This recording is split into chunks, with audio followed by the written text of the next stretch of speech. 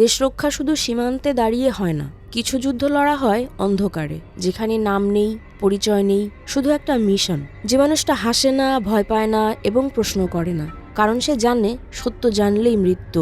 এই গল্প কোনো হিরোর নয়, এই গল্প এক ধুরন্ধর মানুষের, যে শত্রুকে হারায় তার নিজের খেলাতেই। যখন দেশ বিপদের মুখে, আইন নীরব আর শত্রু অদৃশ্য, তখন একজনই এগিয়ে আসে, সে ধুরন্ধর। আজকের এই ভিডিওতে জানবো এমন এক যোদ্ধার গল্প, যার অস্ত্র শুধু বন্দুক নয়, তার সবচেয়ে বড় অস্ত্র তার বুদ্ধি। This is the story of Dhurandhar. Hey movie lovers, this is Parna, welcome back to my channel. আজকে আমরা আদিত্য ধর পরিচালিত নিউ রিলিজ হিন্দি সিনেমা ধুরন্ধরকে সম্পূর্ণরূপে এক্সপ্লেন করব। গল্পে থাকবে দেশপ্রেম, গুপ্তচর বৃত্তি, শক্তিশালী অ্যাকশন ও ইমোশনাল ড্রামা। রণবীর সিংকে এখানে দেখা যাবে একেবারে ভিন্ন, ইন্টেন্স ও পাওয়ারফুল চরিত্রে, আর সাথে থাকছে লিজেন্ডারি অ্যাক্টর অক্ষয় খান্না। তো চলুন শুরু করা যাক।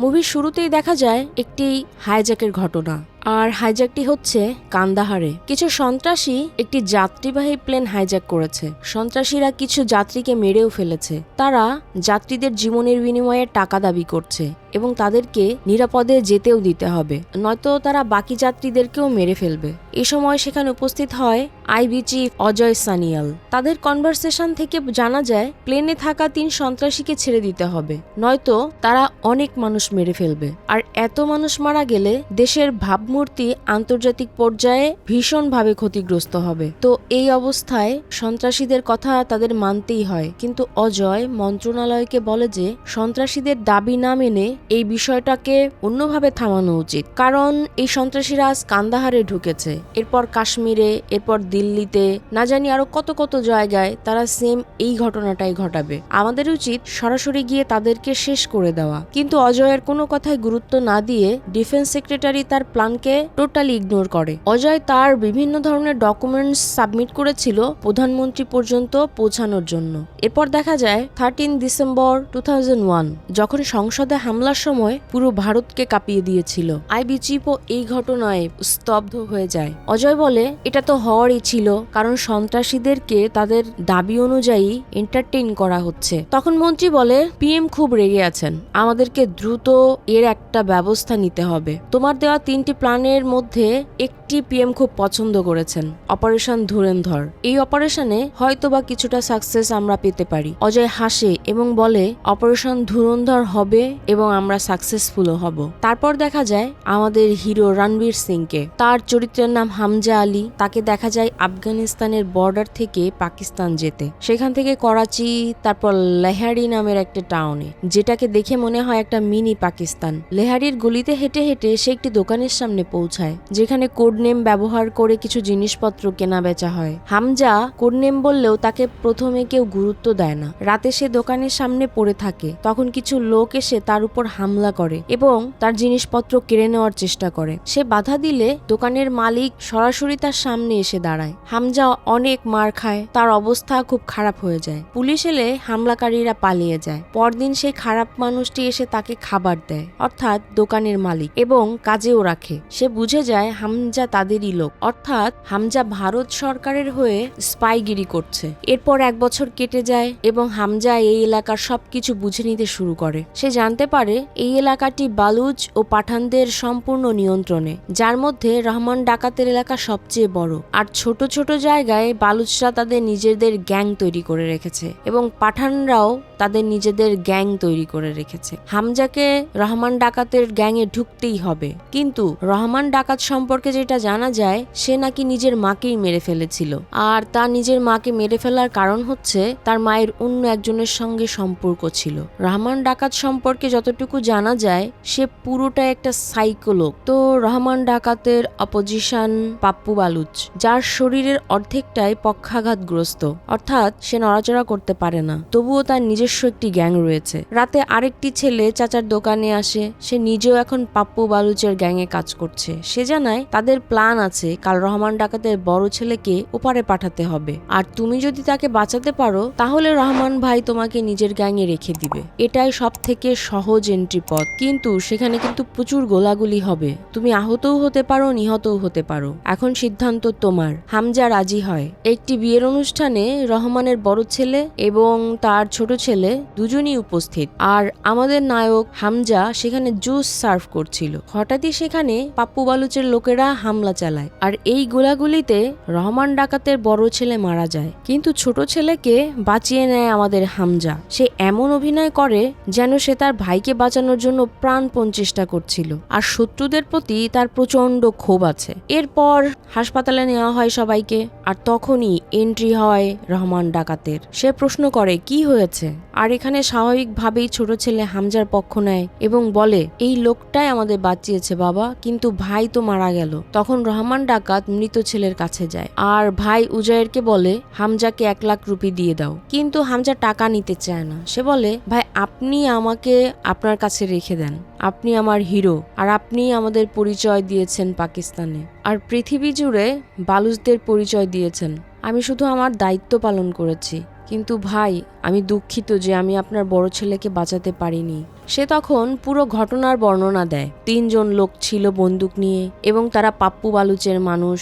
এরপর দেখা যায় জামিল ভাইকে, যে একজন মন্ত্রী। সে বলে সামনে নির্বাচন শেষ হোক, এরপরে আমরা সেই পাপ্পু গ্যাংকে ধ্বংস করে দিব। তুমি চিন্তা করো না রহমান, পিএমসি যদি ক্ষমতায় আসে, লেহারি তো আমরা জিতেই গেছি, করাচিও জিতবো ইনশাল্লাহ। এরপর পুরো দেশ কোথায় পালাবে আমাদের থেকে, চিন্তা করো না। সে উজায়েরকেও বুঝিয়ে বলে রহমানের উপর নজর রাখো, তাকে শান্ত রাখো ভাই।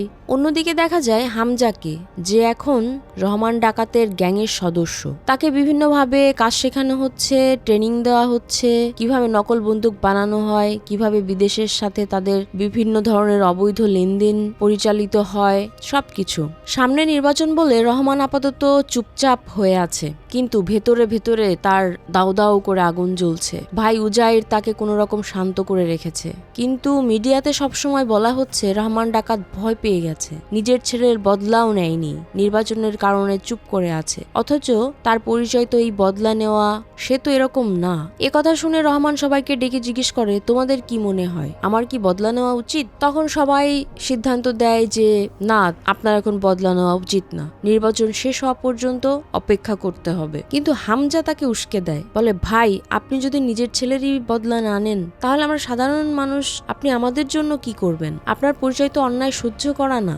হামজার এই কথা শুনে নিজের ভেতরের রাগ আরো দ্বিগুণ হয়ে জ্বলে ওঠে। রহমান সিদ্ধান্ত নেয় যেটা নির্বাচনের সময় করা তার মোটেও উচিত হয়নি। সে পাপ্পু বালুচের পুরো গ্যাংকে শেষ করে দেয়। পাপ্পু মরার সময় চিৎকার করে করে বলে আমি তোর বাপ, কিন্তু রহমান তাকে নির্মম ভাবে হত্যা করে। কিন্তু পাপ্পুর ছেলে বাবু বালুচ বেঁচে যায় এবং সে দৃঢ় প্রতিজ্ঞা করে যে বাবার বদলা সে রহমানের কাছ থেকে নিবেই নিবে। এভাবে রহমান পুরো লেহারি এলাকায় নিজের দখল জমিয়ে নেয়, আর আমাদের হিরো হামজা স্লোলি তাদের আরো কাছের মানুষ হয়ে ওঠে। এরপর নির্বাচনের সময় আসে, মন্ত্রী জিতে যায় নির্বাচনে এবং সেই প্ল্যাটফর্মেই মন্ত্রী রহমানকে গিয়ে জড়িয়ে ধরে। রহমান যখন হাত তোলে তখন সেখানকার আমজনতা রহমান বালুচ বলে প্রতিধ্বনি দিতে থাকে। মন্ত্রী বুঝে যায় যদি রহমান রাজনীতিতে এসে পড়ে তাহলে তার ভবিষ্যৎ শেষ। তাই সে রহমানকে সবসময় অস্ত্র হিসেবে ব্যবহার করতে চায়। রহমানকে দিয়ে নিজের সমস্ত গোপন কাজ করায় আর বাইরে থেকে তাকে নিজের ছেলের মতো বোঝায়। এদিকে হামজার পরিচয় হয় সুন্দরী হামিসার সাথে। হামজা তার ও তার মায়ের ঝগড়া শুনে ফেলে। ঘটনা হচ্ছে হামিসা ডক্টর হতে চায়, কিন্তু তার মা চায় না। মন্ত্রী মাজিলের সাথে তার অন্যরকম সম্পর্ক। তো এরপর নির্বাচনী র্যালিতে আরো অনেক ক্ষমতাবান লোক আসে। তারা রহমানকে অনেক অভিনন্দন জানায় এবং বলে রহমান, আইএসআই প্রধান আপনার সাথে দেখা করতে চায়, আপনার জন্য কিন্তু বড় দায়িত্ব আছে, চাইলে আপনি আরো অনেক বড় কিছু করতে পারবেন, শুধু লেহারি নয়, সম্পূর্ণ পাকিস্তান আপনার কন্ট্রোলে থাকবে। রাতে সবাই খুব খোশ আমেজে থাকে। হামজা তাদের আরো কাছে চলে আসে। একটা ঘরে দেখা যায় রহমান মদ খাচ্ছে, তার সাথে তার ভাই উজায়ের। রহমান উজায়েরকে জিজ্ঞেস করে আমাদের যদি আরো উন্নতি করতে হয় তাহলে আমাদের কি করা উচিত? উজায়ের বলে ভাই আমরা যা করছি তাতেই আমাদের অনেক উন্নতি হবে, কিন্তু হামজা বলে না, আমাদেরকে আরো কারি টাকা ইনকাম করতে হবে। এইসব হোয়াইট কলারদের সাথে আরো মিশতে হবে এবং ধীরে ধীরে হোয়াইট কলার হয়ে যেতে হবে, যারা ফ্রন্ট সাইডে থাকে কিন্তু পিছন থেকে অন্যদেরকে দিয়ে কাজ করায়। এরপর উজায়ের বলে, তুমি জানো এদের কাছে এত টাকা কিভাবে আসে? এরা ডুপ্লিকেট জিনিসের ব্যবসা করে, যেটা আমরা গ্রামে করি কিন্তু এরা পুরো পাকিস্তান জুড়ে করে। শুধু তাই নয়, এরা 2 নাম্বার নোটেরও ব্যবসা শুরু করেছে, যেগুলো ভারতেও যায়। ভারতের 5,000 টাকার নোট করাচি পোর্ট হয়ে নানা পথে ঘুরে উত্তরপ্রদেশের বর্ডার পর্যন্ত পৌঁছায়। মূলত নকল 1,000 আর 5,000 টাকার নোট ছাপার প্লেট যে লাগে সেগুলো আমাদের কাছেই আছে। এরপর দেখা যায় রহমান গিয়ে সেই লোকদের সাথে দেখা করে যারা এই নকল টাকা ছাপানোর কাজ করে। হামজাও তাদের সাথে যায় আর সেখানেই দেখা মেলে ISI চিফ মেজর ইকবালের সাথে। তার সাথে আরো অনেক ইন্টারন্যাশনাল মোস্ট ওয়ান্টেড অপরাধী থাকে, যারা বিভিন্ন দেশে সম্পূর্ণ নিষিদ্ধ এবং ওয়ান্টেড। এখানে একটি বড় ডিল হতে দেখা যায়। বলা হয় তোমাদের প্রয়োজন অনুযায়ী টাকা দেওয়া হবে, কিন্তু এর বদলে একদম অরিজিনাল অস্ত্র তৈরি করতে হবে, কোনো কিছু নকল চলবে না, এবং এইসব অস্ত্র যেন কখনো টার্গেট মিস না করে। এই কাজটি হাতে নিতে ডাকা হয় রহমানকে। ইকবাল বলে, যদি তুমি এই কাজটা করে দাও তাহলে আমি তোমাকে নিয়ে উপরে কথা বলবো, তোমাকে নির্বাচনে জেতানোর জন্য পুরো বন্দোবস্ত আমিই করে দিব, আর যে অস্ত্রগুলো তৈরি হবে সেগুলো ভারতের জন্য লাগবে। দীপাবলির সময় 3 অক্টোবরের তারিখ রাখা হয়েছে। এই সমস্ত কিছু হামজা শুনছিল। সে বলে, আমি নিজের লোকদের সঙ্গে বিশ্বাসঘাতকতা করব কেন? এই অস্ত্র শুধু ভারত যাবে না, পাকিস্তানেও ব্যবহার করবে তোমরা, কারণ তোমরা তো কারো আপন না। ইকবাল বলে, মোটা অঙ্কের টাকা পাওয়া যাবে। জনগণ তোমাকে কি দিয়েছে? তোমার সন্তানকেও তোমার কাছ থেকে ছিনিয়ে নিয়েছে। রহমান বলে, আমার সঙ্গে যদি কেউ গাদ্দারি করে তার পরিণাম ভালো হবে না। মনে রেখো, রহমান ডাকাত নামটা এমনি এমনি হয়নি। আমার দেওয়া মৃত্যু প্রচন্ড যন্ত্রণাদায়ক হয়। কথা বলেই সে সেখান থেকে চলে যায়। রহমান বেরিয়ে যেতেই দেখা যায় যে রাজনৈতিক লোকজন একসময় রহমানের প্রশংসা করছিল, তারাই সরাসরি মাজিলকে ফোন করে জানাচ্ছে রহমান ডাকাত এখন খুব বাড়াবাড়ি করছে, সে কিন্তু আস্তে আস্তে আয়ত্তের বাইরে চলে যাচ্ছে। মাজিল তখন উত্তর দেয়, শয়তানকে মারতে হলে চেরাগে ঘষা দিতেই হবে, অর্থাৎ যাদেরকে লুকিয়ে রাখা হয়েছে তাদেরকে বের করে আনতে হবে। এরপর দেখা যায় SP চৌধুরীকে, এক ভয়ঙ্কর পুলিশ অফিসার, যে এখন একজন দালালের জন্য কাজ করে। তার পুলিশ চাকরি 7 বছর আগেই চলে গেছে, আর এই কাজটা মাজিল মন্ত্রী করিয়েছিল। মাজিল তখন মন্ত্রী ছিল, আর সে সময় SP চৌধুরী রহমান ডাকাতকে প্রায় মেরেই ফেলেছিল, কিন্তু সেই মন্ত্রী তাকে মৃত্যুর মুখ থেকে বাঁচিয়েছিল। আজ আবার SP চৌধুরীকে চাকরির প্রস্তাব দেওয়া হলো এবং বলা হলো রহমানকে শেষ করে দিতে হবে। পুরো লেহেরি আমার একদম ক্লিন চাই। চৌধুরী বলে, আমি অবশ্যই লেহেরিকে ক্লিন করে দিব এবং রহমানকে আমি নিজ হাতে মারব, কিন্তু আমার কিছু নিয়ম থাকবে। একটা লেহেরি টাস্ক ফোর্স হবে যেখানে থাকবে শুধু আমার লোক, কারণ বাকি পুলিশ তো রহমানের জন্যই কাজ করে, তাই ওই জায়গাটা হবে সম্পূর্ণ গোপন, আর আমি কারো অর্ডার মানব না। মজিলি তখন তাকে এই সমস্ত কিছুর অনুমতি দিয়ে দেয়। অন্যদিকে দেখা যায় রহমান এবং অন্যান্য বালুচ ইউনিট ফোর্সের কাছে যায়। সেখান থেকে অস্ত্র বারুদ নেয়ার কথা ছিল, যেটা ইকবাল বলেছিল।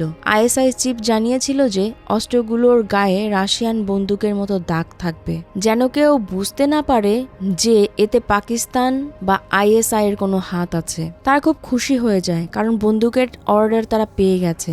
এবার পুরো ইউনিট কাজটা করে দিবে। এদিকে অজয়ের কাছে খবর পৌঁছে 500 এবং 1000 টাকার নকল নোটের ব্যাপারে। তদন্তে জানা যায় লন্ডনের একটি কোম্পানি ভারত ও পাকিস্তান 2 দেশের জন্য নোট ছাপার প্লেট বানিয়েছে। মন্ত্রী সাহেবের প্লেন নষ্ট হওয়ায় তিনি দুবাইতে থেমেছিলেন, সেখানেই পুরো ডিল হয়েছে। এজেন্সি গোপনে সমস্ত তথ্য খুঁজে বের করে। অজয় বলে, টেকনিক্যালি আমরা তাদের ছুঁতে পারবো না, কিন্তু ধৈর্য ধরো, তাদেরও সময় আসবে। আমাদের দেশের সবচেয়ে বড় বিপদ আমাদেরই ভারতীয় থেকেই আসে, পাকিস্তান আমাদের দ্বিতীয় বিপদ। অন্যদিকে দেখা যায় হামজা আর হামিসার প্রেম অনেকটাই গভীর হয়ে গেছে। প্রথম দিকে হামজা আলিনার কাছাকাছি আসার চেষ্টা করছিল, কারণ এটা তার প্ল্যানের অংশ ছিল, মাজিল কি করছে তা জানার জন্য, কিন্তু পরে সত্যি সে আলিনাকে ভালোবেসে ফেলে। হামজা আলিনাকে বলে, SP চৌধুরী আমাদের জন্য বিপদের কারণ, তাই তোমার বাবার উপর নজর রাখো। তখন আলিনা যেন গুপ্তচরের মতো ওদের উপর নজর রাখা শুরু করে। শেষ পর্যন্ত রহমান ডাকাতকে মারার পুরো প্ল্যান বানানো হয় বাবু বালুচ এবং SP চৌধুরীকে নিয়ে। পুরো খেলাটা মাজিলি সাজায়, আর এই পুরো বিষয়টা ওই ভিডিও করে নেয় তার মেয়ে আলিনা। বাবু বালুচ, যে কিনা পাপ্পু বালুচের ছেলে, সে বলে প্রথমে আমার চাই রহমানের মাথা, তারপর পুরো লেহেরি। মাজেল তাকে উপহার হিসেবে এগুলো দিতে রাজি হয়ে যায় এবং পুরো প্ল্যানটা সাজানো হয়। রহমানের বাড়ির যে কাজের লোক, তার ছেলের খাবারে কিছু মেশানো হবে, তার পেট ব্যথা উঠবে, তখন কাজের লোক তাকে হাসপাতালে নিতে যাবে, ঠিক সেই সময় পথ থেকে তাকে ধরেই ফেলা হবে। যারা অস্ত্রবারুদ ডেলিভারি দিতে যাবে তারা দুই দলে ভাগ হয়ে যাবে। এটাই হবে আঘাত করার সবচেয়ে ভালো সময়। একদিকে দেখা যায় অস্ত্রবারুদের ডেলিভারি পৌঁছে যায় ইকবালের কাছে, সেটা পেয়ে সে প্রচণ্ড খুশি হয় এবং টাকা দিয়ে দেয়। আর অন্যদিকে এসপি চৌধুরী রহমানকে ধরে ফেলে এবং তার পুরো গ্যাংকে মেরে শেষ করে দেয়, যারা ছিল তার বডিগার্ড। রহমানকে হেফাজতে নেওয়া হয়। সবাই জানে আজ রহমানকে প্রচণ্ডভাবে নির্যাতন করা হবে। এই খবর পাওয়া মাত্রই উজায়ের মাজেলকে ফোন করে বলে এসপি চৌধুরী আমার ভাইকে তুলে নিয়ে গেছে। মাজেল বলে চিন্তা করিস না, আমি তাকে ছাড়িয়ে আনবো। কিন্তু সে নিজেও জানতো যাই হোক না কেন আজ এসপি চৌধুরী রহমানকে কোনোভাবেই ছাড়বে না। এদিকে আমরা দেখি হামজার ফোনে আলিনার কল আসে। সে ভিডিও ফুটেজ পাঠায় এবং বলে তুমি নজর রাখতে বলেছিলে, দেখো আমি ভিডিও করে রেখেছি। সেই ভিডিওতে বাবু বালুচ, এসপি চৌধুরী ও মাজেল তিনজনের গোপন বৈঠক রেকর্ড করা হয়েছিল। ভিডিও দেখে হামজা সঙ্গে সঙ্গে বলে তুমি এখনই আমার বাড়িতে যাও, কাউকে কিছু বলবে না, তোমার ফোন বন্ধ করে দিবে, দরজা লক করে রাখবে। এদিকে রহমান ডাকাতকে তুলে নিয়ে এক নির্জন জায়গায় নিয়ে যাওয়া হয়। অন্যদিকে হামজা মাজেলকে ভিডিও পাঠিয়ে হুমকি দেয় রহমান ভাইয়ের কিছু হলে ভিডিওটা বাইরে বেরিয়ে যাবে এবং তোমার মেয়েও বাঁচবে না। মাজেল তখন এসপি চৌধুরীকে কল করে, কিন্তু চৌধুরী স্পষ্ট বলে দেয় আমি আর কারো কোনো অর্ডার শুনবো না। হামজা উজায়েরকে জানিয়ে দেয় এসপি কারো কথা শুনছে না, আজ রহমান ডাকাতের মৃত্যু নিশ্চিত। তখন প্রশ্ন আসে লেহরি টাস্কফোর্সের গোপন জায়গা কোথায়। এরপর দেখা যায় হামজা আর উজায়ের সেখানে পুরো লেহরি টাস্কফোর্সকে দখল নিয়ে নেয়। তাদের গায়ে পেট্রোল ঢেলে ফ্যানের সঙ্গে বেঁধে রাখে। তারপর এসপিকে ভিডিও কল করে দেখায় আধা ঘন্টার মধ্যে রহমান ভাইকে যদি ব্রিজের উপরে না আনা হয় এবং আমাদের হাতে তুলে দেওয়া না হয় তাহলে এই 40 জন নির্দোষ মানুষকে জীবিত পুড়িয়ে মেরে ফেলবো। ফ্যান চলতেই থাকবে আর ওরা আগুনে পুড়তে থাকবে। তো এই অবস্থায় এসপি কি করবে? অবশেষে আলোচনার পর এসপি রহমানকে ছাড়তে বাধ্য হয়। রহমান সেখান থেকে বেরিয়ে আসে আর বন্দিরাও মুক্তি পায়। কিন্তু এসপির চোখে এখন মেইন টার্গেট হামজা। সে বলে তুমি বারুদ নিয়ে খেলা করছো, তুমি বাঁচবে না। রহমান ফিরে এসে বলে বাবু বালুচ আর এসপি চৌধুরী গলার কাটা হয়ে দাঁড়িয়েছে, এদেরকে এখন উপড়ে ফেলতে হবে। এদিকে ভারতে ঘটে যায় 261 হামলা, যেটা আসলে তারা 3 অক্টোবর করতে চেয়েছিল। 3 অক্টোবরের পরিকল্পনার কথা ওরা আগেই বলেছিল, সেটা প্রস্তুত ছিল, কিন্তু 261-র জন্য প্রস্তুত ছিল না। কারণ আইএসআই প্রধান জেনে গিয়েছিল কেউ ভিতর থেকে খবরটা ফাঁস করেছে, তাই শেষে এজেন্টকে ধরে নির্যাতন করে। এই খবর শুনে হামজার মন ভেঙে যায়। অজয়ের ঠিক একই অবস্থা, তার সামনেই ঘটে যায় 261 হামলা, যা কেউ কখনো ভাবতেই পারেনি। এদিকে রহমান নির্বাচনের টিকিট পেয়ে সে এখন প্রার্থী। এসপি চৌধুরী ক্ষিপ্ত হয়ে ওঠে, যদি সে এই নির্বাচন জিতে যায় আমরা তাকে ছুঁতেও পারবো না। অন্যদিকে হামজা আলিনাকে তার আসল পরিকল্পনা জানায়। সে আহত ছিল, তাও সে বলে আমি পুরো পাকিস্তান দখল করতে চাই, তুমি যদি আমার পাশে থাকতে চাও থাকো, না হলে এখনই এই বাড়ি ছেড়ে চলে যাও। আলিনা বলে বাড়ি ছাড়ার কথা যদি বলো তাহলে তোমাকে ঘুমের মধ্যে আমি জ্বালিয়ে মেরে ফেলবো, আমি সব সময় তোমার সাথে থাকবো। তারপর সে আলিনার বাবাকে ডাকতে বলে। আলিনার বাবাকে সে সেই ভিডিওটা দেখায় যেখানে বাবু বালুচ, এসপি চৌধুরী ও মাজেলি তাদের প্ল্যানিং করেছিল। এরপর ভিডিওটি ডিলিট করে দেয় এবং বলে কখন যে তুমি রহমান ডাকাত, বাবু বালুচ আর এসপি চৌধুরীকে নিজের গলার সাপ বানিয়েছো, ওরা যে কোনো সময় তোমাকে কামড়ে দিতে পারে। তোমার উচিত তোমার নিজের কাছের মানুষ, তোমার নিজের পরিবারের এমন একজন মানুষকে পাশে রাখা যে তোমার সাথে থাকবে এবং পুরো পাকিস্তান শাসন করবে। মাজেল সব ইশারা বুঝে যায়। হামজা সম্পর্কটিকে বৈধ করার জন্য বিয়ের আয়োজন করে। আমরা দেখি আলিনা আর তার বিয়ে হয়, যে মাহফিলে সবাই উপস্থিত ছিল। এরপর আবার নতুন একটি প্ল্যানিং শুরু হয়। 26/11 ঘটনার পর তারা ঠিক করে যে 15 আগস্ট পাঞ্জাবে একটি বড় কাজ করা হবে এবং তার জন্য অস্ত্র গোলাবারুদ লাগবে। রহমান তাতে রাজি হয়। উজায়েরকে বলা হয় ডায়েরিতে নোট করে রাখতে, কিন্তু উজায়ের তখন নেশাগ্রস্ত ছিল, তাই হামজা নোট লিখে এবং বলে 9 তারিখে আমরা ফাঁকা আছি, 9 তারিখেই ডেলিভারি দিয়ে দেব। রহমান বিভিন্ন ভালো কাজ করছিল যাতে পার্টির সামনে ভালো ইমেজ তৈরি হয় এবং সে নির্বাচনে জিততে পারে। ঠিক সেই দিনই অস্ত্র বালুদ তোলা এবং সরবরাহের কথা ছিল, কিন্তু সে এদিক সেদিক ঘুরে বেড়াতে থাকে কারণ এসব নাটকীয় কাজ তার পছন্দ ছিল না। হামজা রহমানের সঙ্গে থেকে যায় এবং তাকে গাড়িতে করে নিয়ে বের হয়। রহমানের সামনে এবং পিছনে গাড়ি বহর ছিল। সুযোগ বুঝে হামজা গাড়িটিকে গলি দিয়ে মোড় ঘুরিয়ে জঙ্গলের দিকে নিয়ে যায়। রহমান এবং তার অন্যান্য লোকজনের তখন একটু ঘুম ঘুম ভাব এসেছিল, কারণ হামজার উপর তাদের সম্পূর্ণ ভরসা ছিল। হঠাৎ রহমানের ঘুম ভাঙে এবং সে জিজ্ঞেস করতে থাকে কোথায় যাচ্ছে। হামজা প্রথমে বলে সামনে ট্রাফিক ছিল তাই এদিক দিয়ে এসেছে। আরো বলে উজয়ের পার্টি থেকে মাল আনতে গেছে। কিন্তু রহমানের সন্দেহ হয় এবং সে হামজার উপর আক্রমণ করে বসে। তারপর গাড়ির ভেতর অন্য লোকজনও মারামারিতে জড়িয়ে পড়ে আর তাদের গাড়ি অ্যাক্সিডেন্ট হয়। হামজা গুরুতর আহত হয়, সাথে অন্যরাও। ঠিক তখনই দেখা যায় এই সবই ছিল একটি বড় প্ল্যান।